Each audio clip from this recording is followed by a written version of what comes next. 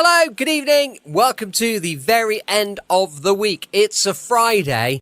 We're feeling the post-holiday blues a little bit because over in Tenerife, we had a brilliant time. We were on Dooku Beach. So if it's D-U-Q-U, not Count Dooku from Star Wars. I think it's Dooku, Playa de Dooku or something like that. That's the beach that we were on, and that was where our hotel was and things. It was lovely. Some beautiful shops around. Wow, we love Tenerife. And the sun was shining pretty much all week. Now we've got back to the UK. It's grey. It's a bit gloomy, and we've definitely got a whole post-holiday blues going on. George, my eldest, has been saying, Dad, I need a holiday. And I think I'm inclined to agree with him, really. But anyway, look, without further ado, let's crack on. Welcome to another episode of Brett's Old Time Radio Show. A huge thank you for joining me once again for our regular late night visit to those dusty studio archives of old time radio shows right here at my home in the southwest of the United Kingdom. I'm Brett.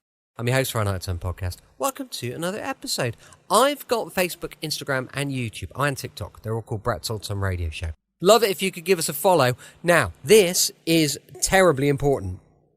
We have our latest book for sale on Amazon. Just search Danger in the Spanish Sun, or you could search my name, Brett Orchard, and up it will come. But please do check out our latest little book. It's kind of a famous five-star thing, so it's not deeply serious, but I hope you like it anyway. We've got a sister podcast called Sunday Night Mystery, which explores unsolved mysteries, and there's also a book to accompany that on Amazon. It's called Sunday Night Mystery, with a new version of that one coming out as well.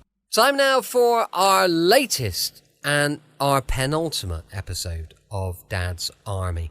I can't believe the show's come to a close. I love Dad's Army. It is literally one of my favourite shows. This one is episode 25 of series 3. It's called Is There Honey Still for Tea?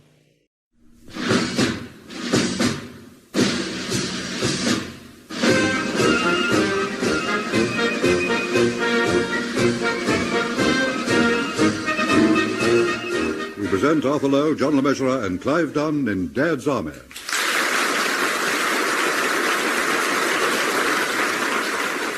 Is There Honey Still for Tea? Featuring John Laurie, Arnold Ridley and Ian Lavender, with this week's guests Joan Cooper and Fraser Carr.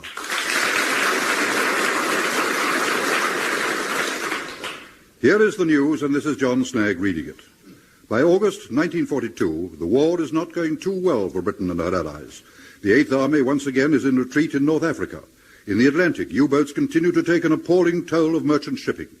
On the Russian front, the devastation of Stalingrad has begun, while closer to home, the Allied raid on Dieppe is repulsed with heavy losses.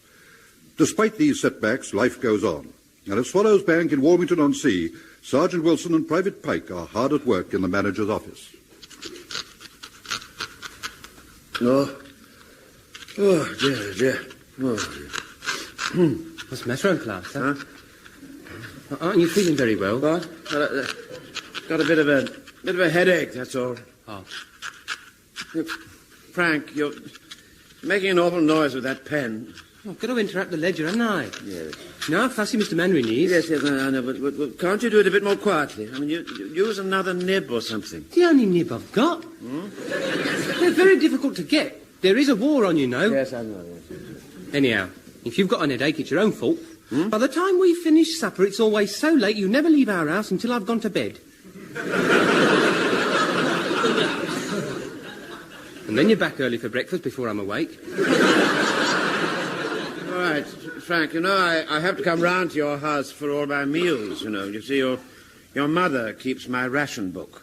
I know that, but what I can't understand is I never hear you leave and I never hear you come back in the morning. Well, I let myself in and out very quietly. You don't do anything else very quietly. Frank, would you just stop it, please? Just keep quiet and stop it. Stop it, will you, please? Do you know your trouble, Uncle Arthur? You're not getting enough sleep. Well, tonight, I'm not going to bed until you've gone home. I shall just push you out the door myself if I have to. After all, it's for your own good. Yes, all right. Well, thank you very much. It's very thoughtful of you. Right, my man. Just bring it in here. Right, you are, Governor. Morning, Wilson. Morning, Frank. Morning, Miss Manning. Good heavens. What on earth have you got there, sir? This, Wilson, is the new door for my office. Oh, really? How awfully nice. Do you realise that it's 3 months since this bank was bombed? I can't tell you how many applications I've put in for a new door. Confounded red tape. Pass me my nameplate, Pike, would you? It's under the desk. Yes, Mr. Manring. Here you are. Thank you. Look at that, Wilson. My name in gleaming gold letters. It's very impressive, sir. I can't wait to see it back in its rightful place on my office door. Yes, it's rather a plain door, isn't it? This isn't the actual door, Wilson. Ah. No.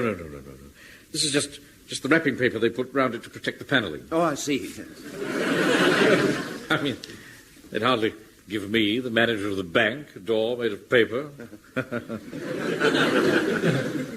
Do use your intelligence, Wilson. Right, my man, you can take the paper wrapping off. What paper wrapping? This is the door. It's made of paper. Oh, that's right. Tar paper, to be exact. Standard government issue to replace doors in bombed offices. I can't screw my nameplate to a door made of paper. You could stick it on. Be quiet, Pike. Get back to your counter. Yes, sir. This is monstrous. I shall complain to head office. Oh, there's no use going on at me, Governor. Now, do you want me to hang it or not? Oh, very well, yes. Get on with it. All right, you are. It won't take a second. Wilson. Sir?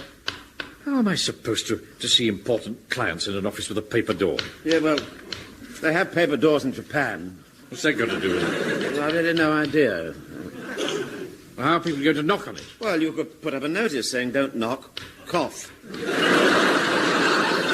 I'm not having people coughing and spluttering outside my door. Just a minute.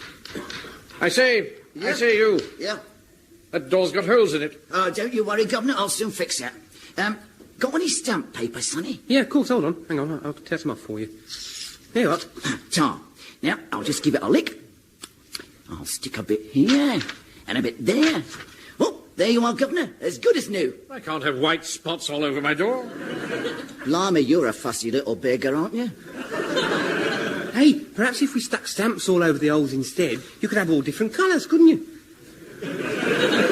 Pike, Yeah? stop being silly.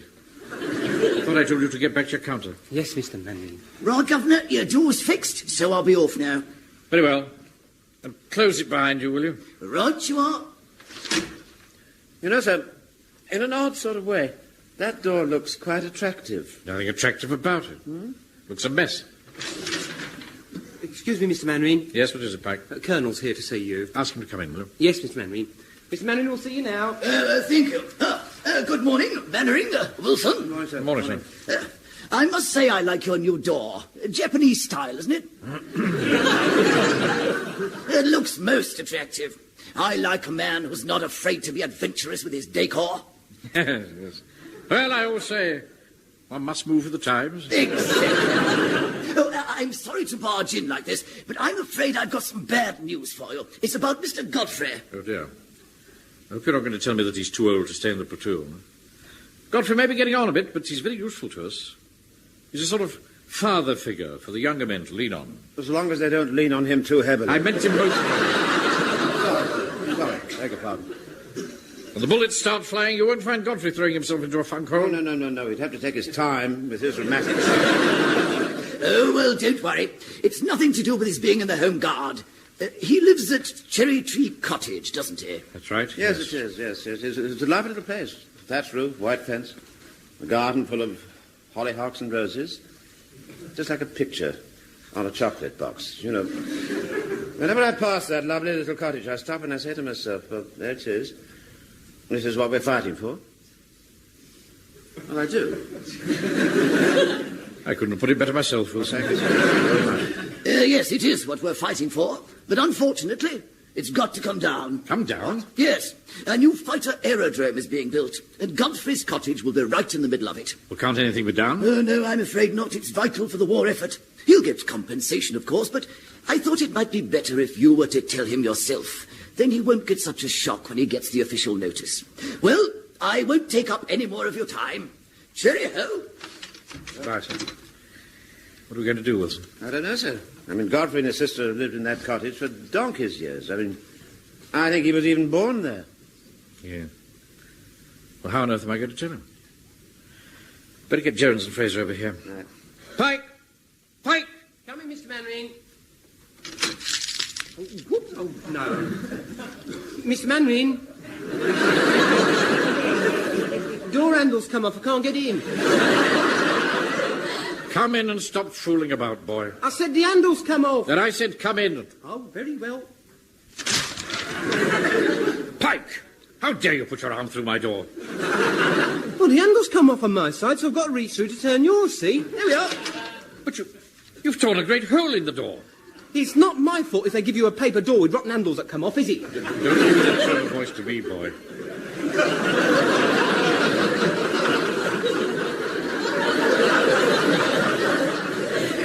I'll talk to you later. Now run across the road. Get Jones and Fraser here at the double. Yes, Mr. Mannering. Just look at that door, Wilson.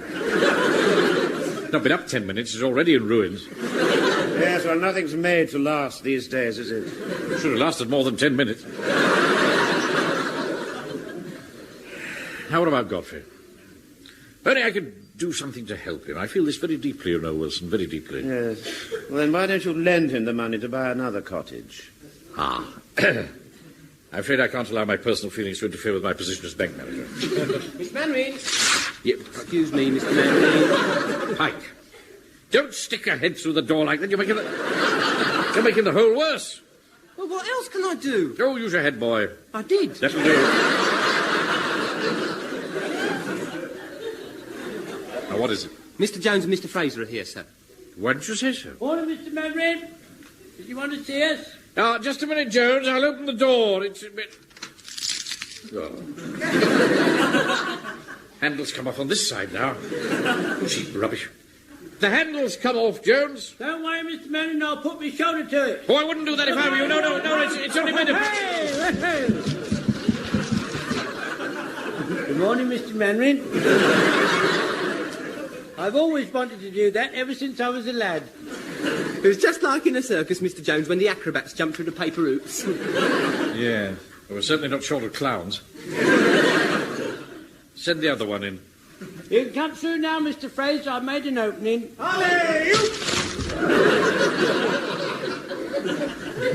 Look what you've done. You've absolutely ruined my door. Oh, sorry about that, Mr. Mannering. I tell you what, I've got some old mutton cloth in my shop. We just patch it up with that. Mind you, it's a bit bloodstained. No, thank. I've got an old shroud might do the trick. I don't think so, thank you, Fraser. Oh, suit yourself. None of my customers have ever complained before. Now, I've asked you both along here this morning because I've had some rather disturbing news about Godfrey. Ooh, has he been after Mrs. Prentice again? No. Nothing like that at all. Apparently they're going to build a new aerodrome, and Godfrey's cottage has got to come down to make way for it. And the Colonel has asked me to break the news to him. They can't do that to poor Mr. Godfrey. Ah, at his age, the shock could quite easily kill him. And you'll be responsible. Did you hear what I said, Mr. Mannering? You will be responsible. Yes, all right. Answer that, Wilson, will you, please? All right, sir. Hello? Yeah, Swallow's back. Yeah, yes. Hello? Oh, Raymond, yes. Yes. What? Look, can we get on, please? Yeah. Now, Jones, Fraser, the situation is this. Well, all right, I'll tell him, Raymond, I'll tell him. Excuse me, sir. Jones, your boy Raymond says that Fraser's boy, Heathcliff, told him very rudely to move the offal queue away from the front of Fraser's funeral parlour. Is that true, Mr. Fraser? Uh-huh. I told them to get him shifted. How dare you interfere with my offal queue? They have no right to queue up in front of my premises. I don't want a lot of fat women gawking in at my window arguing about their points. My offal queue doesn't want to look in your rotten window. It's only got an old iron urn and a bit of old velvet in it. It's better than your window. All you've got is two plaster pigs with stupid expressions on their faces. Not my fault. I can't get any meat. Look, Jones, Fraser. We're all very busy, so will you please just give me your attention for 2 minutes?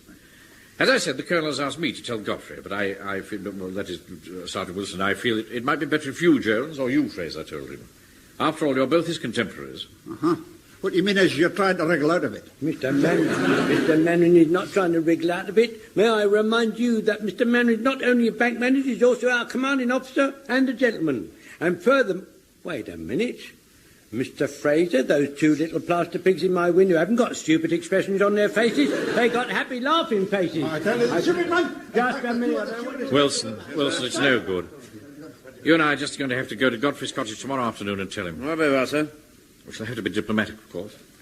Mustn't rush in.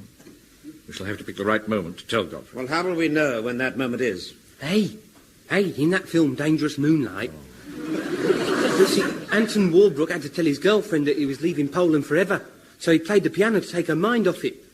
Uncle Arthur could do that. He plays the piano very well. I don't think that's very appropriate, Pike. Godfrey's tone deaf anyway.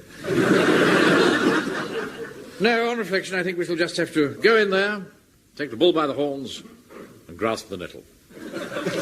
There aren't any nettles in Mr. Godfrey's garden. And he'd certainly never let bulls get in and tear up all his lovely flowers. Aren't those roses beautiful? Yes, aren't they? Hello, Mr. Manning. Mr. Wilson. Frank. Afternoon, Mr. Godfrey. Mr. Mannering's got something to tell you. Be quiet, be quiet. Well, aren't you going to grasp the nettle? I said be quiet. Just passing, Godfrey. Thought we'd stop and say hello. How awfully nice of you, sir. You're just in time to join us for tea. Sissy, Yes, Charles, dear? look who's dropped in for tea. Oh, how very nice. Good afternoon, gentlemen. Afternoon, Miss Godfrey. We should need some more chairs, Sissy. Oh, yes. Well, you talk to your friends, Charles. I'll go and get them. Frank said you were going to tell me something, Mr. Manley. What is it? Well, yes, I was going to tell you, Godfrey, that about... I don't think I've ever seen such beautiful roses. They are lovely, aren't they? As you know, this rose bush was planted by my father over 50 years ago. Tell him quickly, and then we can go. Can't go now. We've been asked to stay for tea. You know, I often say to my sister, it doesn't matter what Hitler does, this cottage and this garden with its beautiful roses will always be here. It's what we're fighting for, isn't it? Yes, of course it is, Godfrey. Tea's ready. Come along. Let's go and have some tea. Mr. Mannering, are you going to tell Mr. Godfrey now or during tea? During tea. Huh? Now come and sit down, everyone. Will you sit there, Mr. Wilson? Thank you so much. Mr. Mannering, shall I sit next to Mr. Godfrey in case he faints when you tell him? Be quiet, boy, and sit down. Yes, Mr. Mannering. Milk, everyone? Yes, please, Miss Godfrey. Thank you. I hope you like this tea. It's made with water from our own well. That's what made it taste so special. Bread and butter, Frank? Oh, thank you, Mr. Godfrey, yes. That's right. You tuck in. Try some honey. We've got plenty. Oh, I'd love some, yes, thank you. Mr. Manning. Bread and butter? No, thank you, Godfrey. I'm not really hungry. Oh, Mr. Mannering, you must have one of my upside-down cakes. Oh, yes, of course. Thank you. It does look nice. You've got it upside down. How very silly of me. I must say this bread and honey is simply delicious. This bread is baked in our old brick oven. That's what gives it that lovely crusty taste. And the honey comes from our own bees. They thrive on our flowers. You know, we're almost self-sufficient here. This cottage and garden give us all we need. Mr. Mannering, are you going to tell him now? It is during tea. After tea, Pike. Huh? More bread and butter. More bread and butter, anyone? Or cake? No, thank you. No, I couldn't eat another thing. That upside-down cake was delicious. More tea, Mr. Wilson? Well, perhaps just half a cup. Oh, yes, right you are. Thank you very much. Thank you so much. There you are, then. Thank you. It's awfully nice, the way, isn't it? The sun brings out the lovely red colour on those bricks. Yes, isn't it? Don't you think? The whole place is a sense of permanence. My sister and I always say that this cottage stands for England, don't we? Yes, we do, Charles. Mr. Mannering, it's after tea. You can't wait any longer. You've got to tell him. Yes, you're right, Pike. Godfrey? Yes, Mr. Manning? The fact is, Godfrey, Wilson has something to say to you. So, I can't... Get on with it, Wilson. That's an order. Yes, Mr. Wilson? What is it that you're going to say? Oh, well, I don't... do you think I might try one of those upside-down cakes? Left, right, left, right, left, right, left, right. Oh! I think that's far enough away from the guard hut. Now then, Judgy, what's all this about, son? Well, you see, Jock, Mr. Manning went round to Mr. Godfrey's on Saturday afternoon to tell him about the new aerodrome. As Mr. Godfrey's sister was there, he thought the shock would be too much for her, and I quite agreed with him. I told him I thought it'd be better if Mr. Godfrey was alone when we told him. When we told him? Yes, and Mr. Manning was very grateful for my advice. He said he'd give us a couple of minutes out here, and then he'd send Mr. Godfrey along with our flask of tea. Man, if you're not enough sense to see that Mannering has left us holding the baby. That's not fair, you know, as is not fair. Mr. Manning thought that as senior members of the platoon, it'd be more tactful coming from us. You will back me up, won't you? Very well, then. I'll manoeuvre the conversation in that direction for you. Yes, yes. Mr. Jones, Mr. Fraser? Oh, hello, Mr. Godfrey. What brings you out here? Well, Mr. Mannering thought you might like a nice hot cup of tea, and he asked me to bring it out personally. Well, that's very nice. That's nice of you. Come on, Jock, we better get it over with and done with. You start to manure the conversation round. There. Hey. Godfrey, son. Jonesy here has some bad news for you. How was that, Jonesy? Well, it's time. I was going on patrol now. No, don't leave me, Jock. Sorry, Jonesy, the war comes first. Anyway, I'm only going as far as your own telephone box. Cheerio, boy, cheerio. What did Mr. Fraser mean about bad news? What? Oh, well, never mind. We'll come to that in a minute. Let's enjoy a nice cup of tea first, shall we? All right. Yeah. There you are, Mr. Jones. Oh, thank you. The cup that cheers, eh? Well, now, Mr. Godfrey, the point is, at a time like this, we're all fighting for our lives, our very existence even, and we've all got to make sacrifices. Oh, yes, I know. I gave up taking sugar in my tea some months ago. There you are, you see. Now, take Mr. Manning, for instance. He got to make sacrifices. They've given him a paper door. Fancy a man of his status having to sit in an office with a paper door. And what's worse, I torn it. It's the same with houses. I mean, if some highly important person comes along, all nonchalant-like, and says to me, I've got to knock down your house for the war effort. I've got to let him do it. Oh, dear, I'm so sorry. They're going to knock yours down as well, are they? No, they're not going to knock my house down. Wait a minute. What do you mean as well? As well as my place. You mean you know? Oh, yes, we were told officially yesterday. I was going to speak to Mr. Mannering about it, but I didn't want to upset him. You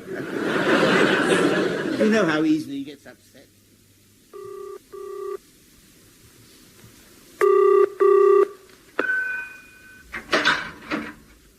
Hello? Is that Sir Charles? Aye, it is. Sir Charles Renfrew McAllister, away in London? Aye, speaking. Good. My name's Fraser. James Fraser. What the hell do you think you're doing, ringing me up in the middle of the night? It's quiet, it's peaceful, and it's cheaper.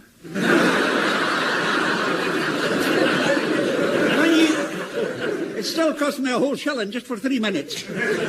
Now, look here. What do you want? Tell me, are you the minister in charge of building the new aerodrome at Warmington-on-Sea? Now, look, if you're after a building contract, there's nothing doing. That's it, no, that, man. No. What do you want, then? I just want you to shift the aerodrome a wee bit. Shift? Are you mad? Hold on.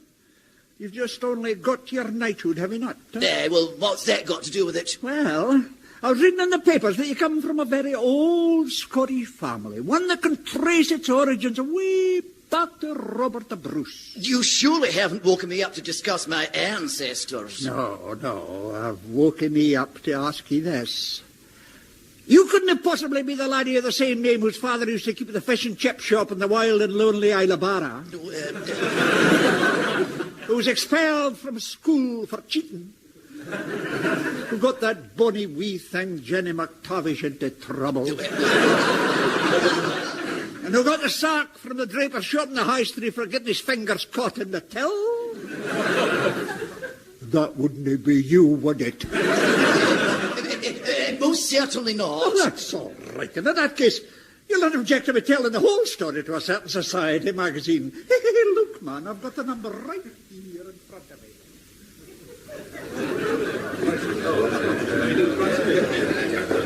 Is everyone here? Listen. More or less, I think so, yes. Got my van outside, sir, ready to drive Mr. Godfrey's cottage. Well done, Jones. Poor old Mr. Godfrey. I feel ever so sorry for him and his sister having to move out. Yes, Pike. It's a sad day. War can be very cruel, you know, Pikey. Well, at least we can all go and help him load his belongings. Yes, but it's small enough, Chester. Heaven knows. Yeah. I wrote to the minister in charge of building the aerodrome, pointing out all the facts. I never even got a reply. I'm afraid we're all in the hands of these petty bureaucrats, these faceless men of Whitehall. We better get going. Hold on, Captain, hold on. What is it, Fraser? They're going to move the aerodrome. What? I said they're going to move the aerodrome. Are you sure? Hey, I just bumped into a friend of mine, Mr. Blackwell. You know, he works in the town clerk's office. He told me. So poor old Mr. Godfrey won't have to get over his home after all. It looks like it, Jonesy. By Jove, this is good news. My letter to the minister must have borne fruit after all. Well, where are you going to build the airfield then, Fraser? Oh, they're going to move the whole thing 200 yards further north. Well, Sir Godfrey's cottage won't be in the middle. No, just on the edge. So, once again, British fair play has triumphed. It certainly looks like it, so yes. An Englishman's home is his castle, Wilson. Must never forget that. Liberty of the individual is sacred. This is what we're fighting for. To preserve all that's good and decent, so that the generations that follow may live in peace. Come along, everybody. Eat up. Some more bread and honey, Frank, dear. Oh, yes, please, Godfrey, thank you. I must say, Godfrey, this is awfully nice, you know. Rather different from the last time we all had tea with you. Yes, isn't it? Mr. Mannering couldn't make up his mind how on earth he was going to break the news to you. Quite so, Wilson. You know, I'm more than ever convinced that it must have been my letter to the minister that finally got the whole thing sorted out. Oh, no doubt about that, Mr. Manning. No doubt about it. What was his name again? Sir Charles Renfrew McAllister, a fine, upstanding man. I do say he can trace his ancestors right back to Robert the Bruce. Really? Sissy and I are very grateful, Mr. Mannering. If it hadn't been for you, our peaceful little world would have come to an end. Yes, dear Mr. Mannering. We owe it all to you. Heavens, what's that? Oh, don't worry, Mr. Mannering. It's only the aeroplanes taking off. Sissy and I got quite used to them.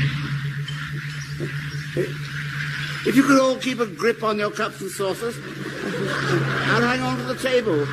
Mr. Wilson, if you could hold the lines down. Sissy, you watch the teapot. Frank, get hold of the handle.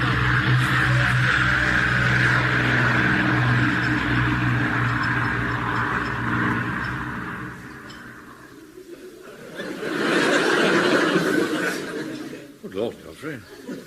Thank goodness that's so. How on earth did you put up with that terrible noise? Oh, Sissy and I quite enjoy it, really. It makes us both feel closer to the war effort. Does it? A bit too close for my liking. Mind you, the only drawback is it does tend to curdle the milk. Look out, everybody. Here comes the second wave. Hold on there. Hold on, hold on.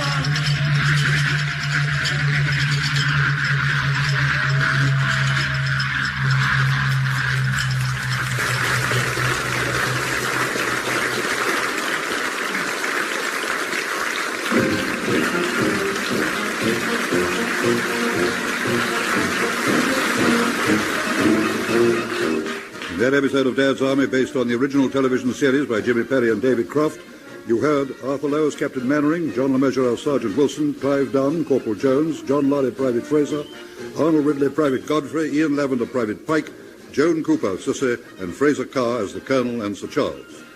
Is There Any Honey Still for Tea was adapted for radio by Michael Knowles and Harold Snowd and produced by John Dias.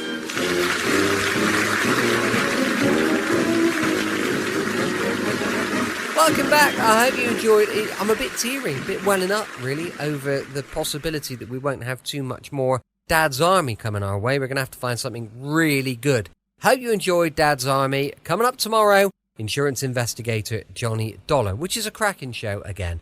So I know you're going to enjoy that one. As I mentioned earlier, we've got a sister podcast called Sunday Night Mystery, and more important than that, we've got our book called Danger in the Spanish Sun, and that's available right now on Amazon. Thanks for listening. I'll be with you 7 days a week, each and every week, and I'll see you tomorrow on Brett's Old Sun Radio Show. Love you. Bye.